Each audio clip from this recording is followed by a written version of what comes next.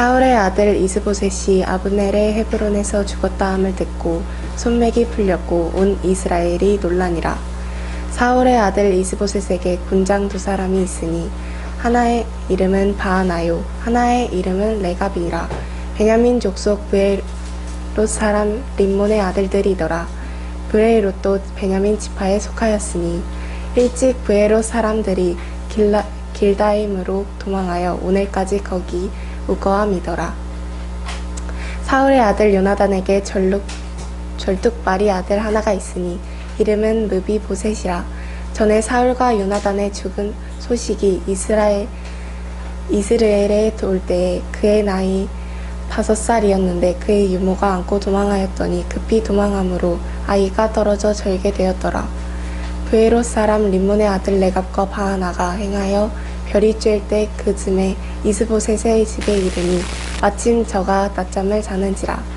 레갑과 그 형제 바하나가 밀을 가지러 온 채하고 집 가운데 들어가서 그 배를 찌르고 도망하였더라. 저희가 집에 들어가니 이스보셋이 침실에서 상 위에 누워 있는지라. 저를 쳐 죽이고 목을 베어 그 머리를 가지고 밤새도록 아라바 길로 행하여 헤브론에 이르러 다윗 왕에게 이스보셋이 머리를 드리며 고하되 왕의 생명을 해하려 하던 원수의 사울의 아들 이스보셋의 머리가 여기 있나이다. 여호와께서 오늘 우리 주 대신 왕의 원수를 사울과 그 자손에게 갚으셨나이다. 다윗이 브에롯 사람 림몬의 아들 레갑과 그 형제 바하나에게 대답하여 가로되 내 생명을 여러 환난 가운데서 건지신 여호와의 사심을 가리켜 맹세하노니 전에 사람이 내게 고하기를 사울이 죽었다 하며 좋은 소식을 전하는 줄 생각하였어도 내가 저를 잡아 시글락에서 죽여서 그것으로 그 기별의 갚음을 삼았거든. 하물며 악인이 의인을 그 집 침상 위에서 죽인 것이겠느냐. 그런즉 내가 저의 피 흘린 죄를 너희에게 갚아서 너희를 이 땅에서 없이 하지 아니하겠느냐 하고 소년들이 명하여 곧 저희를 죽이고 수족을 베어 헤브론 뭇가에 메어 달고 이스보셋의 머리를 가져다가 헤브론에서 아브넬의 무덤에 장사하였더라. 인생의 모든 어려움으로부터 건지신 살아계신 여호와라 하십니다. 사무엘하 4장 1절에서 12절 말씀을 읽었습니다. 이 본문 말씀을 중심으로 해서 우리가 살피려고 하는 것은 이제 인생 속에서 많은 어려움을, 즉 많은 환난, 오늘 본문 성경에서는 환난이라고 번역했고 환난으로부터 또는 고난이라고도 말하고 때는 그것을 곤궁 또는 궁지에 물렸다, 죽을 지경이 되었다, 이런 여러 가지로 표현할 수가 있습니다. 그런데 거기에서 건지셨다라는 말은 거기서 구원해 주었다, 해방시켜 주었다 라는 그런 의미를 가지고 있습니다. 우리도 인생을 살다가 보면 많은 어려움들이 있죠. 힘든 일을 만나기도 하고 때로는 억울한 일을 만나기도 합니다. 오늘 사무엘하 4장 1절에서 12절에 나타난 인물 중에 여러 인물이 나옵니다. 그 중에 한 인물은 한 형제가 등장해요. 레갑이라는 사람과 바하나라는 사람이에요. 바하나와 레갑, 이름을 외우는 것이 쉽지가 않죠. 이렇게 외우면 더 쉬울 것 같아요. 제가 연상이 딱 되는데 바하나 쉽지 않은데 바나나 하면은 딱 기억이 될 것 같아요. 바나나 하면 바하나, 뜻은 뭐냐면 고통이라는 뜻입니다. 아픔이라는 뜻을 가지고 있어요. 이름을 지어도 꼭 고통이라는 이름을 지었어요. 그런데 레갑이라는 말은 또 내갑, 하나 둘 셋 넷 내갑, 박스로 있는 내갑, 이렇게 기억을 하면 더 좋을 것 같아요. 내갑이라는 말은 말이죠, 말을 탄다라는 그런 의미를 가지고 있습니다. 오늘날로 말하는 말이 뭐죠? 차입니다. 자동차. 자동차를 탄다. 이런 자동차를 여러분들이 연상을 한다면 훨씬 더 쉬울 것 같습니다. 자, 바나와 레갑은 형제입니다. 그러니까 형과 동생이죠. 아우죠. 그러니까 레갑이 형이고요. 바나가 동생입니다. 근데 아버지가 그래서 림몬이라고 하는 이제 아버지를 가지고 있죠. 아버지의 아들인데 림몬이라는 이름은 성경에 다양하게 나타나요. 하나는 신으로 나타나는 걸 림몬이기도 하고 사람 이름으로 나타나기도 합니다. 성경에 한 4곳 정도, 4가지 정도로 이렇게 림몬이라는 이름이 등장하는데 이 본문에서는 사람 이름이에요. 뜻은 뭐냐면 뿌리는 똑같아요. 높아진다라는 그 의미를 가져요. 어떻게 높아져요? 스스로 자기를 높인다라는 건데 그 스스로 자기를 높이는 신 중에 뭐냐면 바람의 신, 폭풍의 신. 그래서 뭐냐면 폭풍으로서 우류의 신. 그래서 림몬이라는 것은 바로 바람의 신, 폭풍의 신, 우류의 신. 그 신이 뭐냐면 림몬이라는 신입니다. 그런데 이 이름도 뭐냐면 림몬이라는 그 사람의 이름은 누군지는 알 수가 없어요. 성경에는 누구다 이렇게는 안 나타나기 때문이에요. 다만 이름만 나타나요. 림몬의 아들 레갑과 바나라고만 이렇게 등장할 뿐이에요. 그런데 스스로 자기를 높인다. 그래서 신으로도 스스로 자기를 높이는 신, 내가 힘이 있어! 라고 자기를 주장하는 신. 그것이 폭풍의 신이기도 하고 바람의 신이기도 하고요. 사람도 뭐냐면 림몬이라는 사람이 잘은 알듯 나타나진 않지만 자기 스스로 뭐예요? 나기는 힘이 세! 나는 괜찮은 사람이야! 이렇게 스스로를 높이는 사람으로 보여집니다. 그런데 이 사람이 이제 림몬이라는 사람이 이제 어떤 일을 하느냐? 부에롯이라고 말하고 기다임이라는 지역에서 살았다. 라고 얘기를 합니다. 그리고 그는 베냐민 족속에 속한 사람이었다. 라고 말해요. 2절이죠. 그래서 베냐민 족속 부에롯 사람 림몬의 아들들이더라.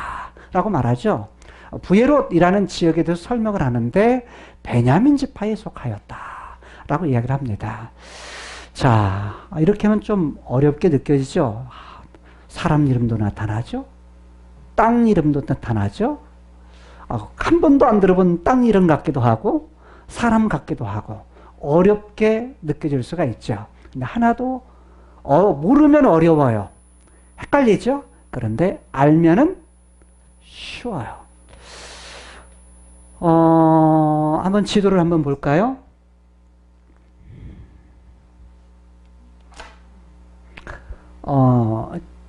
멀어서 지도가 잘 저기죠. 전체 그림 그 다음 지도 한번 보죠.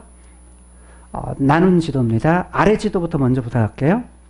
아래에 보게 되면 오늘 사건은 뭐냐면 어떤 배경을 가지고 있냐면 우리가 잘 알듯이 이 배경은 전장과 이어지는 장이에요. 전장에서 사울의 군대 장관이었고 그 다음에 그의 아들이었던 이스보셋을 왕으로 옹위했던 사람이 있죠. 누구죠? 아브넬이라는 사람이 자 왕과의 관계가 좋지 못하면서 어떤 문제였죠?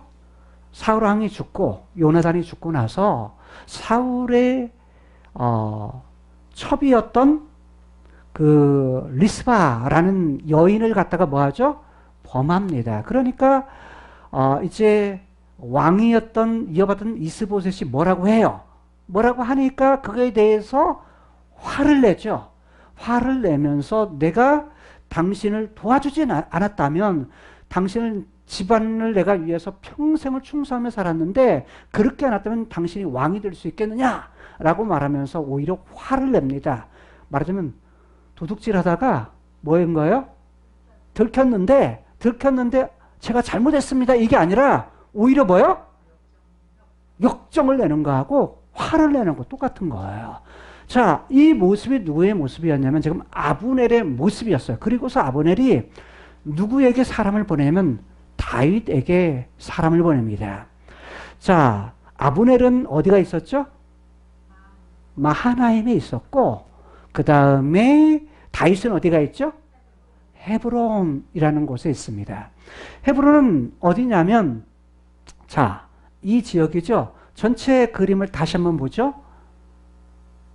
전체 사진을 보게 되면 북이스라엘, 이 지금 색깔은 이스라엘 왕국이고요. 누가 다스리는 마하나임에서, 마하나임은 지금 여기가 지금 지도고, 마하나임은 여기네. 여기 지역이에요. 이게 요단강이고요. 요단강 사해고, 그 다음에 여기가 마하나임이에요. 여기 이 마하나임 이 줄기에 뭐가 있냐면 바로 강이 있죠. 그 강이면 그 유명한 야복강입니다. 야복강 하면 생각나는 사람?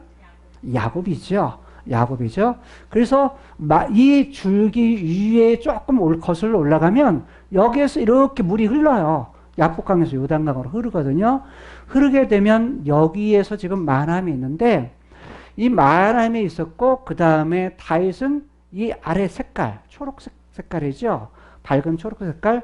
여기가 유다 왕국, 유다 나라, 유다 족속 하나만 가지고서 나라를 이루어요. 그 나머지 11지파는 뭐냐면 다 이스라엘 왕국이 되는 거예요. 그러니까 유다 왕국의 왕이 되는 겁니다. 유다 지파의 족장, 다른 말로 그들의 장로들이었던 지도자들이었던 이 사람들이 찾아와 가지고 다윗을 왕으로 세웁니다. 왕으로 세우는데, 그래서 그곳의 중심지가 어딨냐? 서울이 어디냐? 오늘 하면 서울이 어딨느냐? 바로 헤브론이었던 거예요. 자, 마하나임은 이스라엘의 중심 도시가 아닙니다. 본래 중심 도시는 어디였죠? 사울이 왕이었던 곳이었죠. 네? 어디였죠? 기브론이었죠. 기브론은 어디냐면 여기 라마 지역이 기브론이 아니고 기브아예요. 기브아 지역은 베냐민 지파, 그다음에 에브라임 지파 이들이 속했던 곳이에요. 그런데 뭐냐면 기브아가 중심 도시였어요. 근데 왜 마하나임으로 도망갔다고요? 위험하니까. 왜 위험했죠? 여 위에 보게 되면 위에로 올라가 가지고 어디에서요? 아말렉이 아니라 블레셋 수넴이라는 이스라엘 지역의 수넴인과 길보아라는 곳에서 전투를 하죠. 전투를 하는데 누가 죽었어요? 사울도 죽고 요나단도 죽고, 군대는 패하고 도망가기도 하고 죽기도 하고 그랬었죠. 그러니까 블레셋 지역의 사람들이 나라는 이 안에 포함되지만 실상은 지금 블레셋에 의해서 패했단 말이에요. 졌다고요. 전쟁에서 지니까 블레셋이 계속해서 밀고 내려와요. 아래로. 내려오니까 내려오는 이 지역은 안전한 지역이 아니에요. 그러니까 강이 있는 요단강 건너편으로 누구를? 왕의 아들이었던 이스보셋을 데리고서 그곳으로 도망을 가서 그쪽에서 왕으로 세웠던 거예요. 그런데 나라는 뭐냐? 이게 다 뭐냐면 이스라엘 왕국이라, 11지파가 속한 곳이라, 이렇게 이야기를 했던 거예요. 이해가 되시죠? 자, 그리고서 지금 이 마하나임에서 누가요? 아브넬이 와가지고 지금 헤브론에 왔죠. 와가지고 뭐 하겠냐면 내가 다윗 왕을, 내가 당신을 갖다가 뭐 하겠다? 온 이스라엘의 왕이 되게 해주겠다. 그러기 전에 뭐냐면 10지파의 장로들을 찾아가서 뭐예요? 설득을 했던 거예요. 당신들이 과거에 여러 번 말하지 않았느냐?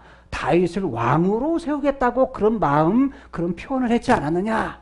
지금이 이때다 라고 설득을 합니다. 뿐만 아니라 그때 베냐민 지파에 속했던 지파의 장로들도 찾아가요. 찾아가 가지고 뭐라고 말하냐면, 자, 왜 찾아갔다고요? 찾아간 이유가 뭐예요? 예? 예. 근데 베냐민 지파가 어떤 사람들이에요? 사울 지파가 나온 족속들이에요. 지파예요. 그러니까 다른 말은 왕족 지파인 거죠. 왕족 지파. 이해가 되세요? 사울이 왕이었으니까 그 지파에서 나왔으니까 왕족의 집안이에요. 그러니까 자기 집안 사람을 갖다가 왕인데 누가? 이스보셋이 왕족이단 말이에요. 베냐민 지파 왕족인데 그 지파 사람들이 허락할까요? 안 하죠. 근데 그 지파를 아브넬이 찾아간 이유가 있죠. 왜냐? 이 사람들을 설득해야 나중에 문제가 안 생겨요. 문제가 안 생기기 때문에 이들을 찾아가서 그 지파의 장로들, 지도자들을 설득을 해요. 왜? 전쟁에서 졌잖아요. 지금 이스보셋의 이 온 이스라엘 왕국은 약해질 대로 약해졌단 말이에요. 더 이상 그 가문의 이스보셋이 왕으로서 계속 있다가는 나라가 뭐 하는 거예요? 망할 수밖에 없는 거예요. 그러니까 찾아가지고 상황을 그들이 잘 아니까 설득을 해요. 근데 설득에 이 사람들도 이스보셋 왕감은 아니다. 왕감은 아니니까 그래도 이 나라의 전체 나라를 다스릴 것은 누구밖에 없다? 다윗밖에 없다. 왜? 다윗이 옛날에 전쟁 때마다 뭐 했어요? 이겼거든요. 더군다나 다윗이 뭐 했다? 다윗이 기름 부음을 받았다. 사무엘은 기름 부음을 받았다. 기름 부음을 받다는 이 사람들은 다 알아요. 야, 기름 부으면 나중에 왕이 되는구나 라는 걸 알아요. 그러면 하나님도 지금 하나님의 관심도 장차 왕을 누구로 세울 것이다? 다윗을 세울 것이다 라는 걸 이들을 안단 말이에요. 그러니까 그들이 그 지파의 이제 족장들, 지파의 그냥 장로들도 뭐예요? 수긍을 해요. 그리고서 아브넬이 사람 부하들을 20명을 데리고서 어디를 찾아와요? 지금 헤브론으로 왔던 것입니다. 헤브론 오니까 헤브론에서 다윗이 그걸 좋게 여겼어요. 왜? 자기 동족들의 피를 보지 않고도 뭘 할 수 있는 거예요? 왕이 될 수 있는 거예요. 즉 하나님의 뜻은 이렇게 이루어지는가 보다. 피 흘리지 않고 이루어지는가 보다 라고 생각을 하고서 자, 이 적장이었던 아브넬을 갖다가 뭐냐면 잔치를 베풀어 가지고 잘 베풀어서 부하들도 먹게 하고 돌려보냅니다. 돌려보내는데 문제는 뭐냐면 싸움에 나갔던 누가? 다윗의 군대 장관이었던 요압이 돌아와요. 돌아와서 어떤 사람이 요압에게 이걸 갖다가 이야기를 해요. 자, 이야기를 하니까 요압이 화가 나가지고 누구를 쫓아가요? 다윗 왕에게 쫓아갑니다. 그러면서 다윗 왕에게 불평을 늘어놓습니다.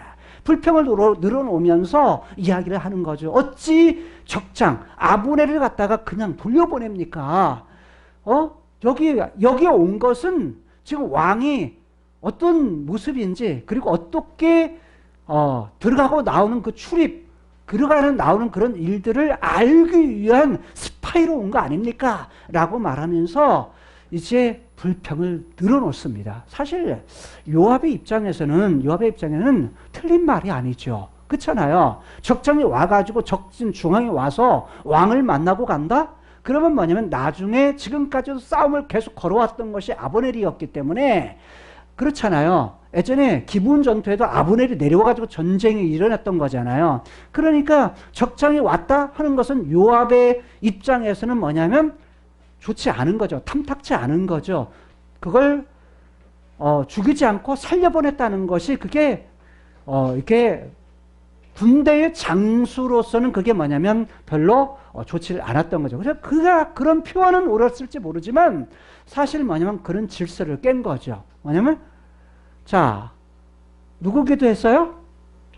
가족의 입장에서는 뭐냐면 조카와 무슨 삼촌 사이였죠. 뿐만 아니라 어떤 사이이기도 해요? 왕과 신하 사이죠. 그런 사이인데 그 질서를 깨고 하나님께서 뜻하셨던, 계획하셨던 것을 뭐 하는 거예요? 무너뜨리기도 하는 거죠. 그런데다가 요압은 어떤 부분을 가지고 있느냐? 자, 어떤 생각도 하지만 정치적으로 볼 때에 나중에 아브넬이 뭐가 된다? 나라가 하나가 되어가지고 다윗이 설득은 하지만 나중에 위치가 바꿔지게 되는 거예요. 다윗이 왕이 되고 그 다음에 군대 장관이 되면 누구를 군대 장관이 세울까요? 아브넬을 세울 수밖에 없죠. 왜? 아브넬이 나이도 더 먹었거든요. 예. 아브넬이 나이도 더 먹고 전쟁도 뭐냐면 훨씬 더 경험이 더 많거든요. 그러니까 더군다나 지금 정치적으로 합하게 될 때에는 어떤 부분이 있어요? 무엇인가 자리를 줘야 되는데 자기는 뭐예요? 어디로 밀려나요? 2인자에서 그 다음 순서로 밀려날 수밖에 없는 상황이었거든요. 그러니까 2인자로서 누가 되는 거예요? 아브넬이 될 수밖에 없는 정치적인 그런 상황이었어요. 그러니까 그게 못마땅해가지고 자 궁전에서 나와가지고 대궐에서 나와가지고 어떻게 하느냐? 자 신하들을 보냅니다. 신하들을 보내가지고 자 요압이 신하를 보내가지고 아브넬을 돌아오게 해요. 돌아오게 했을 때 요압이 돌아오라 하면 돌아올까요? 안 돌아올까요? 안 돌아오죠. 아마 누구를 팔았을까요? 다윗을 팔았겠죠. 다윗이 오라고 합니다. 이렇게 했겠죠. 근데 그건 성경이 없어요. 성경이 없는데 그럴 가능성이 더 많다는 거예요. 그래서 어쨌든 시라 우물까지 갔다가 다시 돌아와요. 헤브론으로 돌아옵니다. 돌아와가지고 아브넬이 요압에게 말을 해요. 미안하다. 당신 동생을 죽인 것은 내가 정말 미안하다. 뭐냐면 어쩔 수 없는 상황, 끝에까지 쫓아와가지고 위험한 상황 가지고 자 그만두고 돌아가라 했음에도 불구하고 뭐 했다? 지금 끝까지 쫓아와가지고 어쩔 수 없이 전쟁터에서 그럴 수밖에 없는 상황이었다. 미안하다. 이야기를 해요. 아브넬이. 누구에게? 요압에게. 그런 얘기를 하니까 그 요압이 뭐라고 하냐면 나 그거 괜찮다. 다 잊어버렸다. 근데 실상 마음에는 뭐가 있어요? 복수심이 있는 거예요. 동생을 죽인 뭐냐면 원수라고 하는 그런 복수심이 있는데 겉으로는 뭐냐면 괜찮아. 우리 그럴 때 있잖아요. 속으로는 뭐예요? 속으로는 안 풀어졌어. 속으로는 뭐냐면 속상해.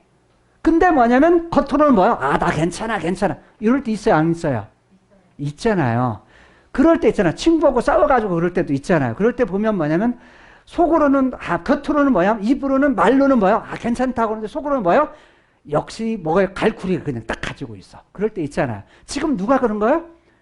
요압이 그런 거예요. 요압이 자기 지금 동생을 갖다가 사랑하는 동생을 죽인 요압에 대해서 복수하겠다는 마음이 있는데 말로는 뭐야?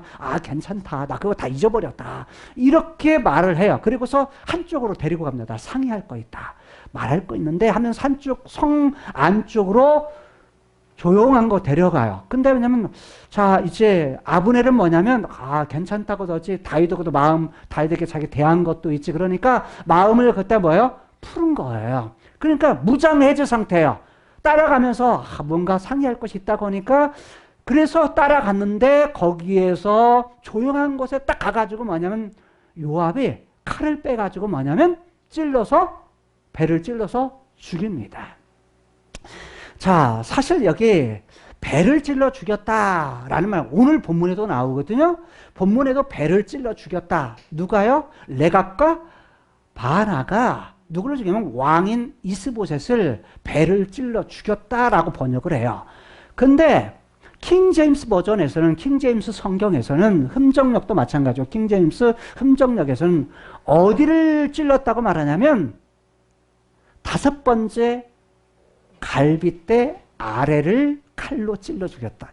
유독 다른 번역본은 그게 없어요. 이건 뭐가 있냐면 의학적인 즉 사람의 몸에 대한 의학적인 지식이 있는 사람이 번역을 한 거예요. 자, 이 부분에 대해서는 조금 더 나중에 설명을 할게요. 일단 이런 상황이어가지고 요압이 아브넬을 죽이고 다윗은 그걸 슬퍼합니다. 슬퍼하면서 예가를 지어가지고 이제 불러서 장례식을 거나하게 치러줘가지고 자 장사를 지내줍니다. 그리고 울죠. 그리고 장례식이 끝나기 전까지는 먹어요, 안 먹어요? 안 먹습니다. 금식을 합니다. 슬피 울면서. 그러면서 만약에 내가 오늘 가기 전에 음식을 입에 댄다면 여호와께서 나를 갖다가 벌하실 거다. 벌 위에 벌을 내리실 거다. 라고 하면서 그가 슬피 웁니다. 근데 백성도 따라서 울죠. 그리고 온 백성들이 그 말을 듣고서 아, 다윗이 아브넬을 죽이라고 명령한 것이 아니구나. 이건 요압이 스스로 죽인 거구나. 그래서 요압을 저주하기도 하고 그렇게 하죠. 그래서 백성들이 다 그걸 갖다가 다윗을 좋게 여겼다라고 얘기를 합니다. 근데 나중에 뭐냐면 이 소식을 갖다가 오늘 4장은 뭐냐면 자, 위 지도를 봅니다.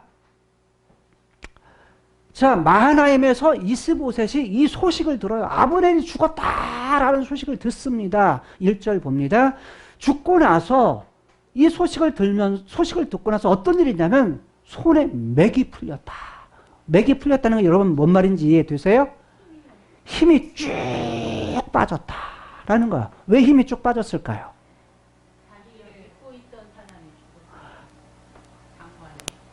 다른 말로 말하면 온 이스라엘, 다른 말하면 이스보셋이 다스리는 나라에 이스보셋 왕으로 있는 것의 큰 기둥이 누구였냐면 아브넬이었어요.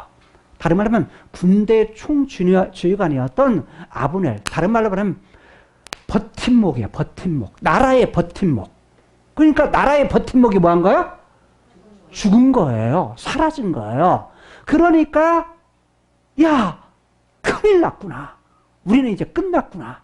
이렇게 생각할 수밖에 없었죠. 그러니까 맥이 쑥 빠진 거예요. 여러분 맥이 빠지는 건 어느 때 맥이 빠지죠? 내가 의지했던 사람, 의지했던 재물, 의지했던 모든 것이 다 뭐 했을 때? 사라졌을 때. 그럴 때 뭐예요? 맥이 빠질 수밖에 없는 거죠. 내가 모든 걸 의지하고 사랑했던 사람, 사랑했던 모든 것이 뭐 했을 때? 다 떠나버렸을 때, 없어졌을 때. 그럴 때 뭐냐면 온 세상이 다 무너지는 것 같죠. 그러니까 지금 왕은 아브넬이 죽자 이제는 끝났구나 라고 하면서 모든 것을 놓을 수밖에 없는 상태였죠. 근데 왕뿐만이 아니었어요. 백성들도 마찬가지였어요. 온 이스라엘이 뭐했다? 논란이라. 온 이스라엘은 뭐예요? 온 백성들을 말하는 겁니다. 즉 이스라엘 백성들도 뭐 했어요? 이제는 뭐 한 거예요? 놀라게 됐다. 이렇게 표현했지만 자, 맥이 빠졌다라는 말과 똑같은 거예요. 자, 이런 상황이 되면서 1절에서 3절까지에서는 이스라엘의 상황과 그 다음에 레갑과 바나에 대한 사람을 이야기를 해요. 그리고 나서 4절에서는 누구를 말하냐면 요나단의 아들이었던 무비보셋이라는 사람을 등장을 시킵니다. 무비보셋이라는 사람을 등장을 시키는데 자, 4절 볼까요? 사울의 아들이었던 요나단, 다른 말로 말하면 요나단에게 어떤 사람이 있느냐? 누가 있었다? 아들이 하나 있었다. 그 사람의 이름은 무비보셋이었다 라고 말합니다.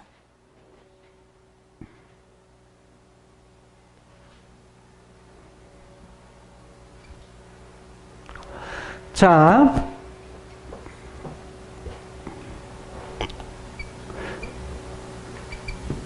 사울이 있어요. 사울의 아들이 있죠. 누가 있었죠? 뭐 요나단, 말기수아, 아비나답, 그 다음에 이스보셋이 있었죠. 근데 전쟁터에 나가가지고 이 세 아들이 뭐 했다고요? 죽었죠.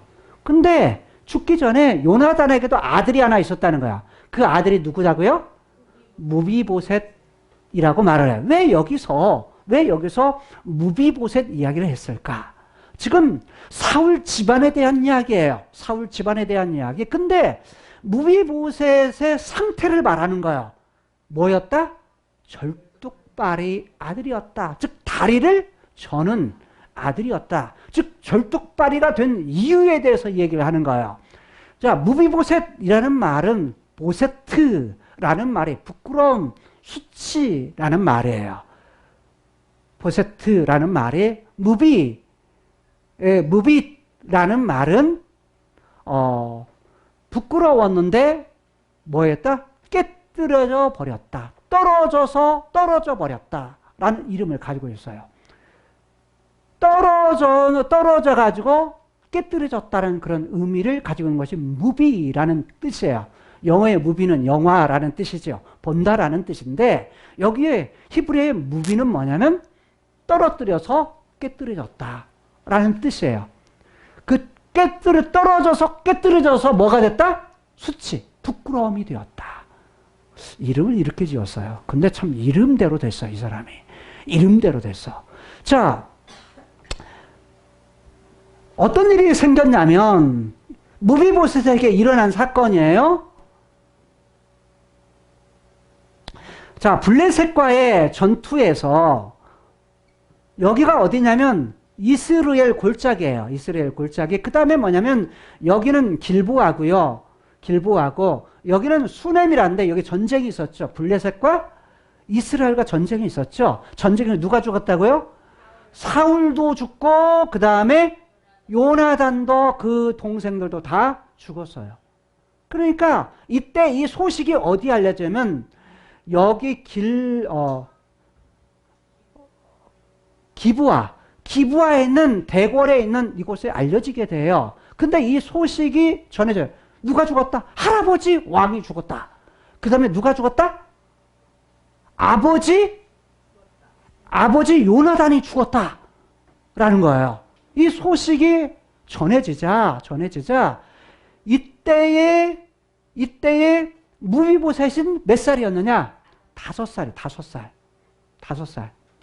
5살이면 그렇게 큰 나이가 아니에요. 그렇죠? 5살인데 이때 무비보셋을 키우는 유모가 있어요. 유모 엄마죠. 키우는 유모가 있었는데 이 소식을 듣고 놀란 거야. 놀라가지고 어떻게 하느냐? 아이를 안고 도망을 해요. 아이를 안고 도망을 하는데 어떤 번역본은 업었다. 어떤 번역본은 안았다. 한 절반씩은 10개 번역본 중에요. 한 절반은 안았다고 말하고 절반은 업었다고 말을 해요. 어느 게 맞을까요?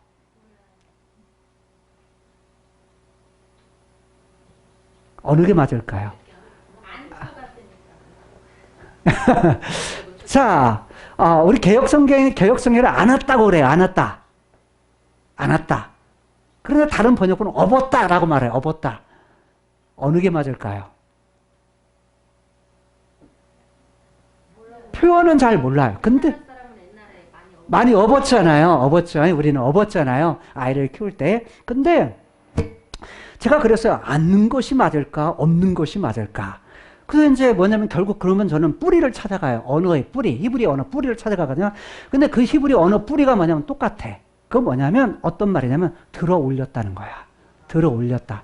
들어 올리니까 뭐냐면 앉기도 가능하고 들어서 업기도 가능해요. 그러니까 앉는다고 번역도 하고 업는다 번역도 가능해요. 근데 들어 올렸다. 아이를 들어 올렸는데 급히 도망가다가 뭐냐면 그냥 여유있게 도망가면 괜찮죠. 근데 급하게 도망가다가 아이를 떨어뜨린 거예요.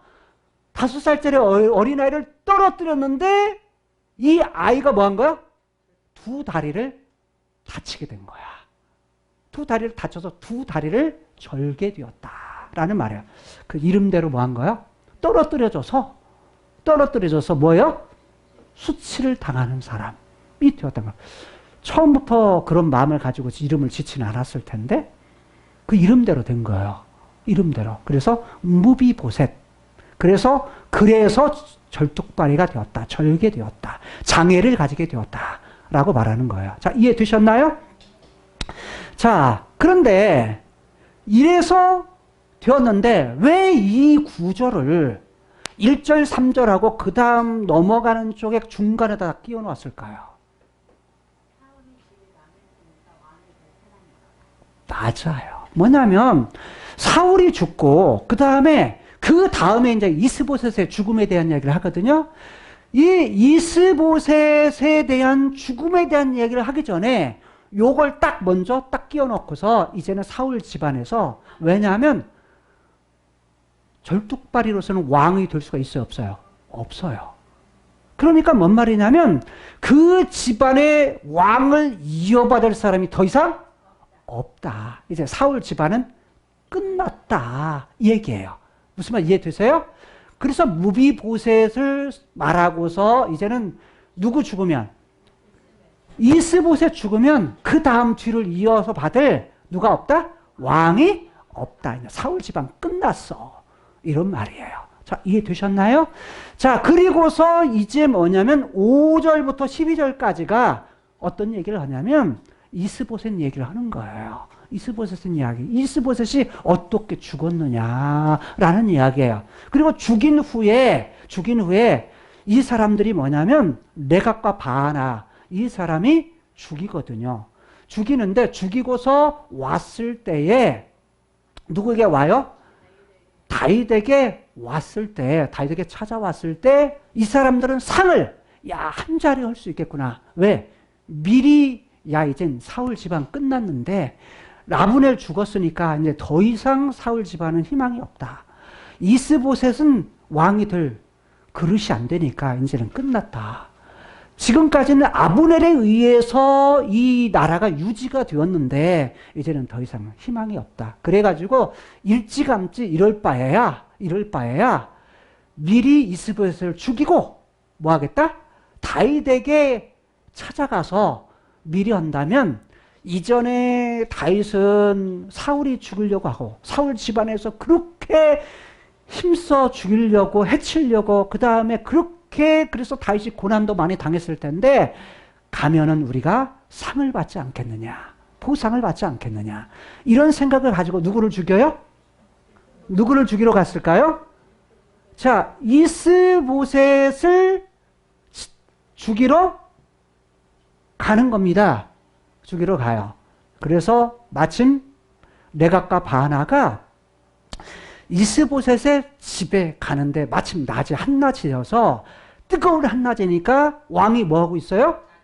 잠을 자고 있어요. 낮잠을 자고 있는데, 낮잠 자고 있는데 6절에 보니까, 자, 밀을 가지러 온 채 하고 이렇게 말합니다. 70인역에서는 한 여인이 밀을 까부르고 있었다라고요. 까부르고 있는 것을, 까부르는 채를 두고서 그 앞에서, 왕궁 앞에서 졸고 있었다. 그래서 70인역에서는 히브리어를 헬라어로 번역했던, 그래서 그 여자를 칼로 찔러 죽였다, 이렇게 말을 해요. 배를 찔러 죽였다, 그렇게 번역을 하는데, 그러나 맞서라 사부는 뭐 어떻게 이야기를 하냐면 우리말 번역으로 번역을 했어요. 똑같이. 그래서 죽인 것이, 배를 찔러는 것이 여자가 아니라 누구를?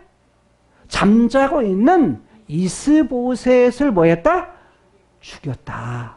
근데 그 배를 찔러서 죽이고서 도망했다라고 말을 해요. 근데 아까 말한 대로 뭐냐면 킹제임스 버전에서는, 킹제임스 성경 번역본에서는 뭐라고 번역을 했냐면, 어디라고요? 5번째 갈빗대 아래를 뭐 했다?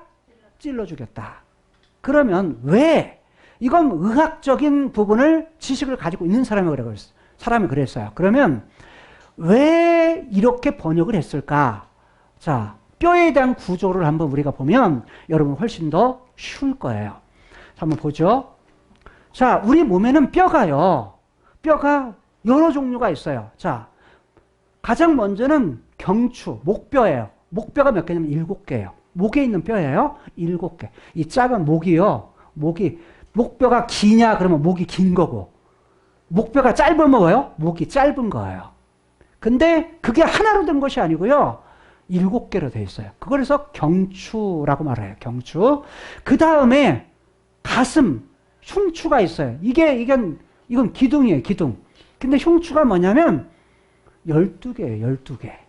12. 그럼 이건 다 보호를 받는데 뭐에 대한 보호를 받냐면 여기 갈비뼈에 대한 보호를 다 받아요. 다 그게 연결되어 있어요. 갈비뼈가. 근데 갈비뼈가 연결되어 있는데 이 갈비뼈에 있는 여기 연결마다 다 신경이 전부 다 연결되어 있고 그 신경이 연결된 것마다 뭐냐면 사람이 거기가 건강하면 뼈가 건강하면 신경이 건강하면 사람이 건강해요. 근데 어디가 아프다 하잖아요. 아픈 것은 다 어디가 관련돼요? 이 흉추에 붙어있는 신경과 다 관련이 돼 있어요. 하나하나 질병이 다 관련되어 있다고요. 그 다음에 그 밑에가 요추예요. 사람이 가장 많이 병이 나는 뼈예요. 왜? 서서 다니니까. 일평생을 뭐 하고 다니죠? 사람이 서서 다니잖아요. 서서 다니니까 가장 무리를 많이 받는 곳이 요추예요. 요추. 허리요. 그래서 요추인데 5개예요. 5개 중에서 가장 힘을 많이 받는 데가 어딜까요? 맨 아래 5번째예요. 왜? 무게가 있잖아요. 무게가 있잖아요. 위에 있는 받치고 있는 무게가 있으니까 무게에 의해서 가장 많은 힘을 받는 것이 4번째, 5번째 거예요. 그러니까 4번째, 5번째에 그 뼈에 받치고 있는 것이 있죠. 그것이 가장 뭐예요? 그 부분이 가장 눌려가지고 때는 터져가지고 너무 많이 일을 한다든지 고생을 하면 이게 뭐냐면 상하게 되는 거죠. 근데 이런 부분들이 가장 저기인데 요추가 5개예요. 그 다음에 천추예요. 천추도 5개예요. 천추는 뭐냐면 엉치뼈. 엉치가 뭔가 알죠?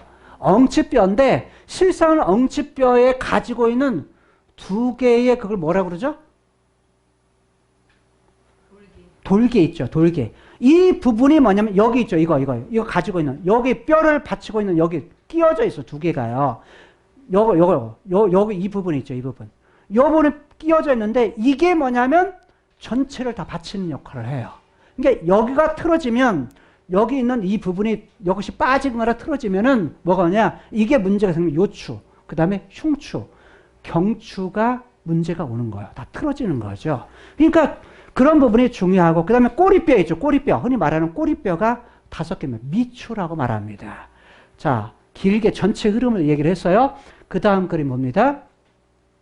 이게 경추고요. 경추 5개라고 그랬죠. 길게 했는데 요 목 부분이에요. 그 다음에 요추예요. 요추. 그 다음에 여기가 흉추예요. 흉추. 여기가 요추예요. 허리. 요추예요. 이거 요추. 그 다음에 크게 이게 천골, 엉치뼈예요. 엉치뼈. 여기에서 여기. 그 다음에 여기가 꼬리뼈고 이 그림이 이제 뭐냐면 갈비뼈. 흉추에 해당되는 부분이에요. 이 그림이 갈비뼈인데 자, 위에서부터 첫 번째, 두 번째, 세 번째, 네 번째, 5번째.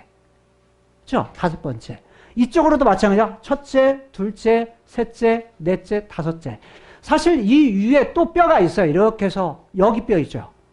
여기 쇄골이라고 하는 뼈가 있어요. 그럼 지금 막 없어요. 여기는 쇄골이 있는데 이 뼈와는 또 다른 뼈예요. 쇄골은 또 별도예요. 근데 여기 첫 번째, 두 번째, 세 번째, 네 번째, 5번째 아래는 여기거든요. 6번째 사이거든요.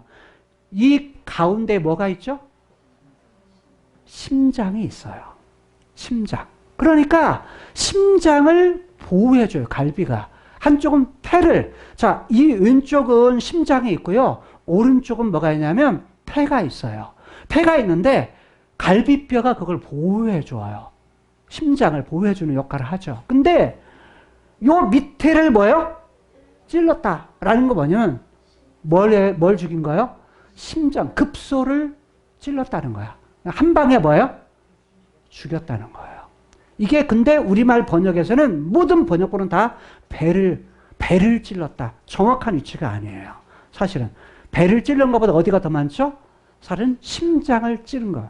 이걸 갖다가 의학적 부분을 알고 있는 사람이 번역을 했다라고 보여지는 거예요. 자, 무슨 말 이해되죠? 그래서 그렇게 킹제임스 번역에서는 그래서 5번째 갈빗대 아래를 뭐 했다? 찔렀다. 라고 이렇게 번역을 하고 있습니다. 쓸데없는 이야기를 많이 설명을 했습니다. 자, 그냥 배를 찔렀다 해도 그냥 상관없어요. 그냥 전체적으로 볼 때. 근데 배를 한번 찔러서는 안 죽어요. 근데 심장을, 그러니까 왜냐면 정확히 뭐냐면 레각과 바하나는 뭐냐면 군으로 말하면, 군대로 말하면 지휘관이에요. 지휘관. 지휘관이었기 때문에 뭘 알아요? 급소를 아는 거죠. 급소를 찔렀다. 그래서 거기에 모아지는 것이 명치입니다. 명치 아래로. 이렇게 다 모아져요. 뼈가 모아가지고 명치인 거죠. 근데 명치 사이에 이 부분을 찔렀다는 거죠. 자, 그 다음으로 넘어갑니다. 자, 그렇게 됐는데 이렇게 해서 죽여요. 죽이고서 어떻게 하냐면 그 다음 절입니다. 어떻게 하냐면 뭘 가지고 오냐면 목을 뱁니다. 죽여가지고 목을 베요. 목을 침실을 상 위에 했다. 상이 우리가 밥 먹는 상이 아니고요. 침상입니다. 침상은 현대말로 바꾸면 침대예요. 침대. 왕이 누워 자는 침대. 그 침대에 누워 있는데 저를 쳐서 죽였다는 거. 어디를 쳐 죽였다는 거야? 배를. 즉 5번째 갈빗대 아래 심장을 뭐예요? 찔러 죽였다. 앞에 부분을 이어서는 얘기가 설명인 거죠. 그리고 목을 뱁니다. 목을 잘라서 그 머리를 가지고서 밤새도록. 왜 밤새도록 오죠? 여기 마하나임에서 헤브론까지가 100km가 넘어요. 100km가 넘는데 그냥 이렇게 지도를 했지만 지도상으로 보면 이렇게 길이 있어요. 해가지고 뭐냐면 머리가 밤새도록 아라바 길로 행했다. 걸었다 왔다는 거예요. 걸어왔다. 이게 100km 정도 되기 때문에 빠른 길로 와도 뭐냐면 100km예요. 먼 길에는 110km가 넘는 길이죠. 그러니까 밤새도록 안 쉬고 걸어도 24시간이 넘어요. 약 25시간이 걸리는데 하루길이죠. 하루길. 그러니까 머리 들고서 자기 왕의 머리를 들고서 뭐 한 거예요? 하루길을 뭐 한 거예요? 걸어온 거예요. 어디로? 헤브론으로. 즉 누구 얘기예요? 다윗 왕께 지금 두 사람이 찾아온 거야. 자, 그런데 아라바길, 성경에 아라바길 하면 도대체 이게 어느 길이지? 라고 할 때가 있어요. 아라바라는 지역은 어디냐면 사해를 아라바라고 말해요. 어디를요? 여기 사해. 이 사해를 아라바라고 말하는데 대개는 지도를 만든 사람도 아라바를 뭐라고 하냐면 아라바를 아래를 아라바. 여기도 아라바 맞아요. 사해니까. 근데 우리가 여호수아를 봤을 때 아라바 광야라고 막 표현을 해요. 아라바라고 말을 하죠. 근데 여기 어디냐면 아라바가 여기에요. 위에 아라바. 근데 아라바 길이라고 말한단 말이에요. 아라바 길이라는 것은 사해 길이라고 말하는데 이 부분을 좀 더 설명하자면 이렇게 돼요. 한번 볼까요? 지도를 보면 이렇게 되죠. 지도는 이렇게 되어 있어요. 요게 지금 뭐냐면 이스라엘 지도예요. 이스라엘 지도인데 아까 큰 지도에서 뭐냐면 현대 이스라엘 지도예요. 근데 어떻게 됐냐면 여기는 다 해안가예요. 해안가인데 해안가면서 뭐가 있는 지역이에요? 평야. 다른 말로 말하면 평야지대예요. 그러니까 논이라든지 이런 것이 있는 것이죠. 그러니까 농사를 짓는 지역이에요. 해안가. 그래서 이쪽 하이파라고는 지금 하이파고 악고라는 지역입니다. 위에는 악고 평야가 있고요. 샤론 평야가 있고 그 다음에 블레셋 평야가 있는 곳이에요. 자, 그 다음에 여기 이 노란색 지역은요. 산지예요. 산입니다. 산으로 다 되어 있어요. 산으로 되어 있어요. 그 다음에 여기 있는 지역은 여기가 요단강이고요. 이쪽과 이쪽 지역, 여기는 한쪽으로만 했네요. 이쪽 강이 있고 요단강이 있고 양쪽 지역이 뭐냐면 계곡이에요. 계곡. 왜? 여기 산이 있고 여기도 산이야. 산이기 때문에 여기는 뭐하죠? 중간은 낮을 수밖에 없어요. 그러니까 계곡 지역입니다. 계곡 지역이고 그 다음에 여기는 뭐냐면 네게브라고 해가지고 광야가 같이 있는 지역이에요. 지금 헤브론 지역, 예루살렘 헤브론이 여기 정도 있어요. 부활세바 중간 지역이니까 헤브론이 이 지역에 있는데 이 지역은 광야 지역이라 이렇게 말할 수 있어요. 광야 지역이라. 그 다음에 여기는 요단강 동편이고 이렇게 하는데 지금 우리가 살피는 것은 어디냐면 갈릴리에서 요단강으로 내려오는 사해 요 지역 때문에 지금 설명을 하는 거예요. 계곡 지역이다라는 거예요. 그 다음 그림 봅니다.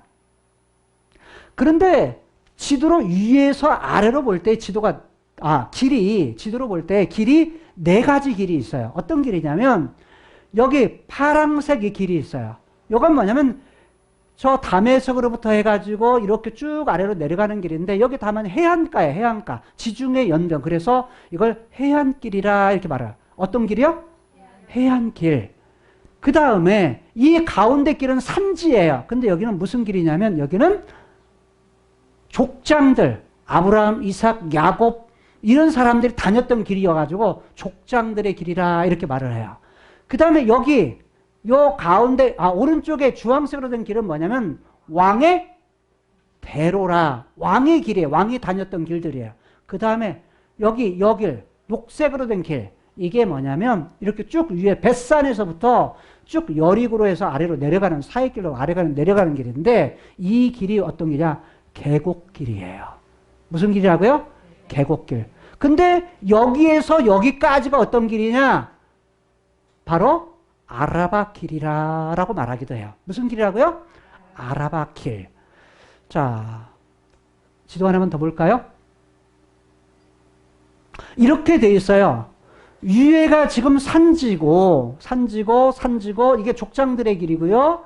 해변길이고 그 다음에 왕의 대로가 있고 그 다음에 요단 지구대 또는 요단 계곡이라고 말하기도 하고 아라바 길이라고 말하기도 합니다. 또는 어떤 길이라고 말하나요? 계곡길이라 이렇게 말하기도 합니다. 지금 어디에서요? 지금 여기 중간대는 여기서부터 쭉 해서 해변길을 따라서 이렇게 쭉 해서 여기서 올 수가 없어요. 높으니까. 그래서 이 족장들의 길을 따라서 내려와 가지고 왔는데 그 길이 약 한 100km 정도 되는 길이다라는 것입니다. 자, 그 길을 따라서 와가지고 시간이 많이 지났기 때문에 설명만 할게요. 다 본문 안에서 내려와가지고 뭐냐면 왕에게 이야기를 하는 거예요. 뭐라고 얘기를 하냐면 그 다음 절인데 8절로 그냥 넘어갑니다. 8절에 내려가면 왕에게 이 레아과 바하나가 와가지고 왕에게 뭐라고 표현을 하냐면 이렇게 말합니다. 자, 왕의 머리를 가지고 와가지고 드리면서 다윗 왕에게 드리면서 말하기를 왕의 생명을 해치려고 했던 원수 사울의 아들 이스보셋의 머리가 여기 있습니다. 그러니까 이 이스보셋의 머리는 뭐냐면 하나님께서 여호와께서 원수를 갚으신 겁니다. 라고 얘기를 해요. 누가요? 누가? 레갑과 바하나가. 다른 말로 말하면 여기 이스보셋 왕의 머리가 여호와께서 지금 원수를 갚아주신 겁니다. 라고 얘기해요. 근데 갚아줬다는 말이 히브리어는 갚았다는 말이 아니에요. 무슨 말이냐면 우리말로 표현하기 좋게 그냥 갚았다고 표현을 했더라고요. 근데 이게 주다라는 말이에요. 주었다라는 말로. 그래서 뭐냐면 준다, 드립니다. 하나님께서 이렇게 그 원수를 뭐 한 거다? 왕의 손에 드린 겁니다. 이렇게 이 얘기를 표현을 한 겁니다. 우리말 표현은 갚아준다는 말이 더 쉽죠. 근데 원수가 누구예요? 사울하고 그의 집안, 사울의 집안. 그래서 사울 집안 이제 끝났습니다. 라고 말하고 똑같아요. 자, 그런데 그거에 대한 답변이 뭐냐면 9절인 거예요. 9절이 오늘 핵심입니다. 그러니까 8절에 대한 뭐예요? 왕의 생명을 해하려고, 왕의 생명을 죽이려고, 왕의 생명을 노리고서 이렇게 했던 사람들, 왕이 다윗 당신을 괴롭게 했던 이 원수를 뭐 했다? 이제 갚으려고 하나님이 뭐 하셨다? 이 죽은 이스보셋의 머리를 내가 가지고 왔습니다. 그러니까 뭐 해주세요? 상 주세요. 한 자리 주세요. 이런 표현인 겁니다. 9절에서 이렇게 대답을 합니다. 다윗이 레갑과 바나에게 말하되 내 생명을 여러 환난 가운데에서 건지신, 구원해 주신 여호와의 사심을 가리켜 맹세하노니. 여기 맹세한다는 표현을 했는데요. 가장 먼저 맹세한다. 10개의 번역본 자체가 맹세한다라는 말로 번역을 했어요. 근데 죄송하게도 히브리어의 용어 중에 맹세한다는 용어가 별도로 있어요. 근데 맹세한다는 용어가 거기에 사용되지 않았다는 거예요. 무슨 말이냐면 이것은 의역이에요, 의역.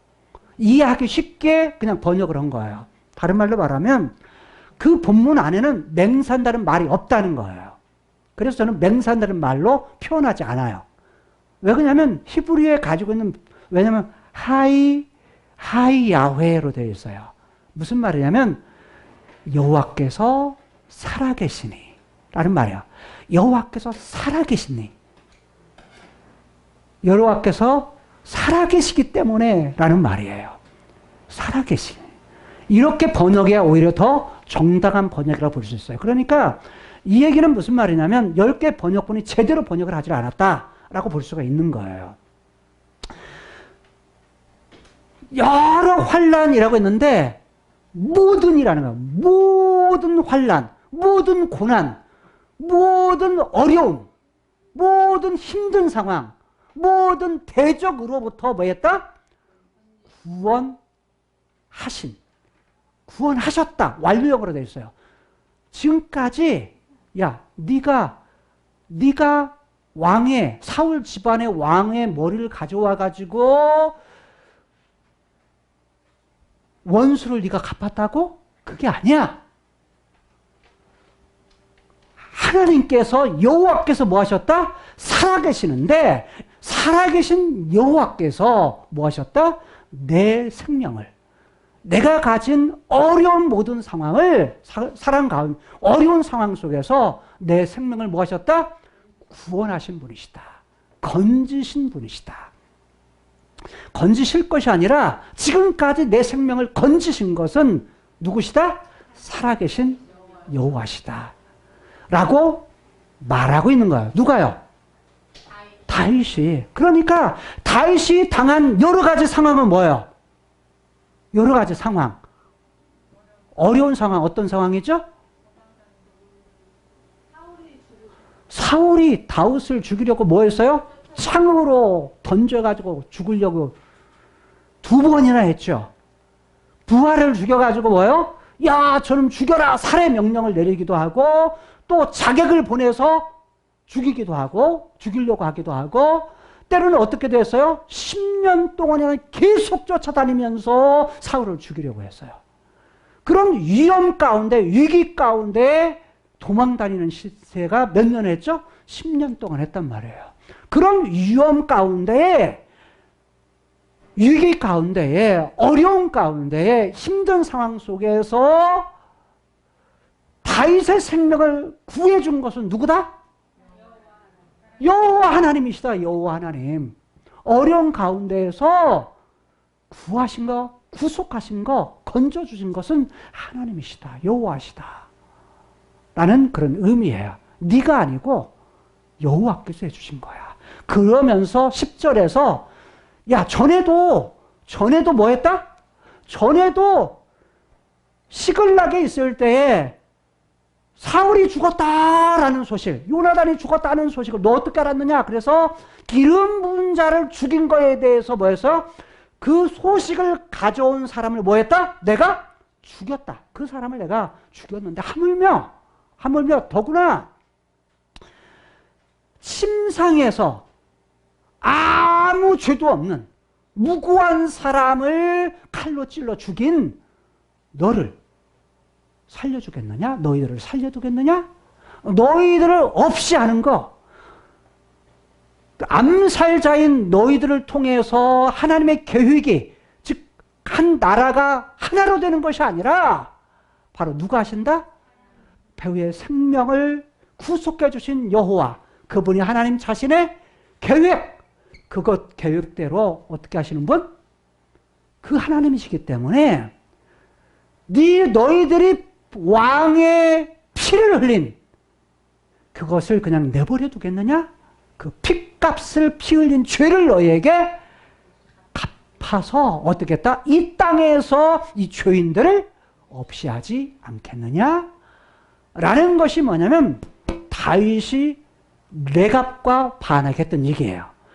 하나님이 하시지 너희들이 하는 거 아니야. 너희들이 한 것은 핏값이야. 피를 흘린 죄를 반드시 뭐냐면 갚겠어 라는 말이에요. 그러면서 이 둘을 부하에게 12절에서 시킵니다. 시켜가지고 이들을 죽여라 해가지고 죽여가지고 어떻게 해요? 두 손과 두 발을 자릅니다. 수족을 잘라가지고 어디에다요? 우물가에 못가, 헤브론 못가에다가 거기에다 매달게 합니다. 매달고 누구는요? 이스보셋의 머리는 헤브론에서 과거에 장사 지내주었던 아브넬의 무덤에다가 뭐요? 장사를 지냅니다. 매장을 시킵니다. 장례식을 치러주는 거죠. 아니 오늘 매장하면 우리는 어떻게 하면 장사 지냈다 그러면 그러면 흙 묻은 데다가 다시 흙 다 하고 거기 묻었다는 거야. 이게 아니에요. 장례식이 우리하고 달라요. 어디냐면 거기는 다 굴이에요. 굴. 무덤이 굴이에요. 석회암으로 됐기 때문에 무덤을 굴에다가 넣어요. 집안 굴을 넣는 거죠. 그런 식인데 바로 그렇게 해서 장사 지냈다라고 말합니다. 자, 이제 말씀을 정리하고자 합니다. 다윗이 하나님에서 알았던 것은 암살자였던 네갑과 바나에 의해서 왕의 머리를 가져온 그걸 통해서 그렇게 해서 하나님의 계획이 이루어지는 것이 아니라 자기 생명을 갖다가 보존시켜 준 것도 왕의 생명을 쫓아다니면서 힘든 상황이 있을 때 원수를 갚는 것을 어떤 사람의 손에 의해서 갚는 것이 아니라 누가 한다? 하나님께서 구속하시고 하나님께서 하시는 거다. 즉 여호와의 계획은 누가 하신다? 여호와께서 하시는 거다. 여호와께서 하시는 것이기에 바로 그 핏값, 그 죄악에 대해서는 반드시 공의를 가지고 정의로서 그것을 갖다가 갚겠다라는 부분을 통해서 바로 어려운 가운데 힘든 가운데 고난 가운데 환난 가운데 있었던 그 부분에서 건져준 것은 여호와시다 라고 고백을 합니다. 그렇다면 우리는 어떻습니까? 오늘 우리들이 죄 아래 있을 때, 죄의 책임 아래 있을 때, 죽음 아래 있을 때 어떻게 했어요? 바로 어떻게 갚아주셨죠? 우리를 갚아주신 것, 구속해주신 것은, 건져주신 것은 뭐예요? 예수님께서 십자가에 죽으신 사실. 십자가에 죽으신 사실을 통해서 우리를 죄로부터 건져주시고 그 다음에 죄의 세력으로부터도 뭐예요? 우리를 건져주세요. 어떻게 건져주느냐?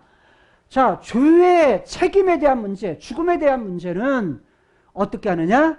십자가로서 그의 부활하심으로써 갚아주시지만 구속을 해주시지만 죄의 세력에 대한 문제는 어떻게 한다?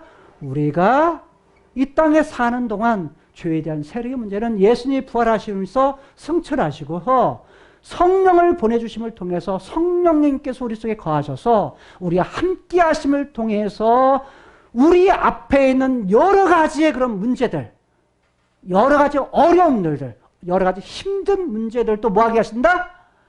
거기로부터도 건져주시는, 거기서부터 구속해주시는 살아계신 여호와.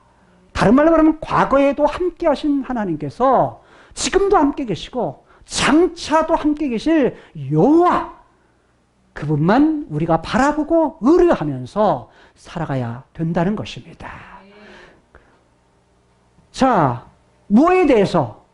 악에 대해서는 반드시 심판하시되 마지막 예수님 다시 올 때도 어려운 가운데 환난 가운데서 뭐 하시는 분? 건져주시고 우리를 갖다가 어디로 들어가게 하시는 분? 영원한 하나님이 준비하신 영원한 나라, 새하늘과 새 땅으로 우리를 이끄시는, 인도해 주시는 여호와. 과거에도 현재도 미래 장차도 우리에게 이것을 하시겠다고 자신의 계획을 갖다가 밝히신 여호와, 그리고 그분을 우리를 인도하시는 여호와, 그 부분 의뢰하고 살아갈 수 있는 저와 여러분들의 삶이 될 수 있기를 주님의 이름으로 축복합니다. 기도하시겠습니다. 하나님의 말씀 민수기 6장 24절에서 26절 말씀에 예바라케카 예후바, 인생의 어려움에서 우리를 건지실 살아계신 여호와, 그 하나님만 의뢰하며 붙들며 그 하나님께 모든 걸 맡기며 살아갈 모든 성도들에게 복을 주실 것입니다. 베이세메레카, 그리고 지켜 주실 것입니다. 야엘 예흐바 파나이브 엘레이카, 하나님께서 그의 얼굴 빛을 이들에게 비추어 주셔서 비 후네이카, 은혜를 베풀어 주실 것입니다. 이시아 예흐바 파나이브 엘레이카, 하나님께서 그의 얼굴을 이들에게 향하여 두셔서 배 야셈 레카 샬롬, 하나님의 놀라우신 평강을 영원토록 허락해 주실 것입니다. 아멘. 주의 영광 이곳에 가득해 우리 선의 주님과 함께 찬양하며 우리는 전진하리. 모든 열방 주 볼 때까지, 모든 열방 주 볼 때까지.